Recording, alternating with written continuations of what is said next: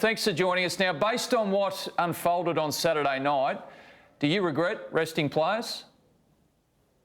No, Ben, I don't. I believe at the time and still believe that the three guys that I rested needed exactly that. I thought, Kalen in particular has been running fairly hot for us for 15 games now, and I'm mindful that there's 7 more to go potentially. So, and with Mitch and Heimel, they both had physical, issues that would settle down after a week. And I had 3 guys that I thought needed a game as well. It wasn't just about the 3 that were resting. I had 3 guys in Edric, Tex and Sione that I thought, we need to get these guys a game because, as I said right from the start, if you're going to make a dent in these finals, it's going to take a healthy, deep roster. And, I just thought some guys were lacking some games as well. So short answer is no, mate. I'd still go ahead with it. So it was a dominant win by the Roosters. So can I ask, do you think there might be any lasting scars from the loss?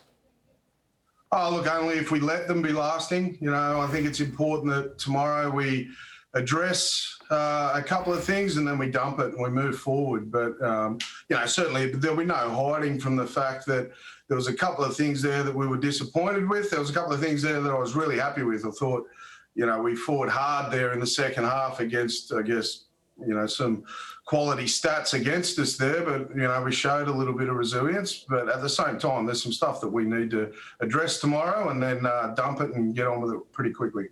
So what are those things you need to address, Adam?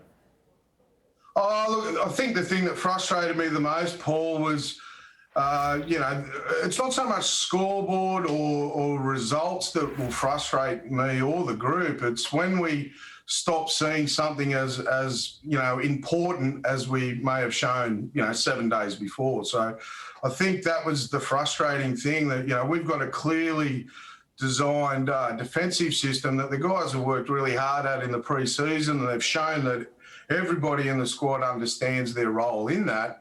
And then when you have a game like that on the weekend, particularly around our short side and our marker defence, I don't believe that we lost the knowledge of that system. I just think some individuals stopped seeing it as being as important as they did the week before. That's what will frustrate me. So your opposition on Saturday is as good as it gets in this competition. So tell me, how big is the gap between the Newcastle Knights and the best sides in the NRL? Yeah, look, Ben, the honest answer is if you're gauging it on the other night, it's quite considerable. But at the same time, I know what the group's capable of. I've seen, the performance against the Sharks, and I know they were below us on the ladder, and the Tigers previous. I thought we were very, very good with the ball and we were very good defensively. But, I've only got to go back, which is a fair length in time to look at the Raiders game. I was really, really happy with. We were fairly full strength, and I know the Raiders were the same. So when you look at those games, the Penrith game where we managed to fight out a draw there against Penrith, the gap isn't as big as what it may suggest on the weekend. You've been an important part of 2 of the best footy programs that the NRL has seen inside the last 20 years, Sydney Roosters and the Melbourne Storm. So how does the culture of the Newcastle Knights compare to those 2 clubs?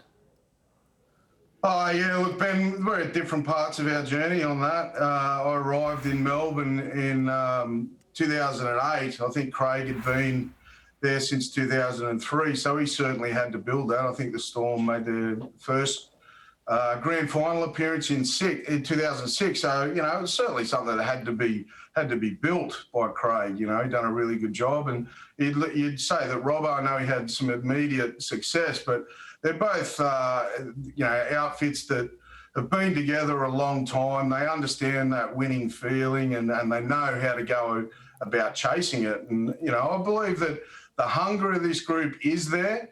Some might differ based on the weekend's performance, but, this is a group when I rolled into town at the start of last year that were in 2 weeks before training. They haven't made the final since 2013, and I know that they want to change that both for themselves and the town. But yeah, we're at different parts. To compare us to those 2 clubs is, we're not there yet, but we're certainly working hard every day at getting there. Well, speaking of journeys, how have you changed your coaching style throughout this season? Yeah, look, I've had to, much like the players, it's not a normal season. Certainly the start of the year, the pre-season, I was the cranky coach and, really driving the playing group hard during the pre-season. But I understand that, you can't be like that all the time. You can't be like that every day of the week. I'm a passionate person, especially around some accountability and values and standards. But, there's times there when, footballers are no different to everyone else. They need an arm around them. And, we're in a really, really different year where, there's things, mental health is, really important. It's important all the time. But this year it's, essential that we're adapting to that, and that's what I've had to do. Just maybe look for more ways of catching guys in than always catching them out this year. You got the Dragons and the Titans in the next 2 weeks, so you're guaranteed a final spot, and both of those sides aren't in the top 8, but it's fair to say that you need to win both games for a multitude of reasons. Would that be fair? Absolutely. Multitude of reasons would be we need to bounce back from that performance on the weekend and get our defence back in order. I think certainly some connection with the football can, certainly be improved this week. But, I'm not looking at the Titans yet. I'm really focused on this weekend. It's our old boys round. I think we're playing for the Alex McKinnon Cup. There's plenty of reasons to play, but certainly, the main one for me is that we start seeing those standards as being important again this week, regardless of who we're playing. Can I just ask before we let you go, what gives you confidence that the Knights can do some damage come finals time? I think the thing that gives me confidence, I know what's in them. I've witnessed, what they're capable of.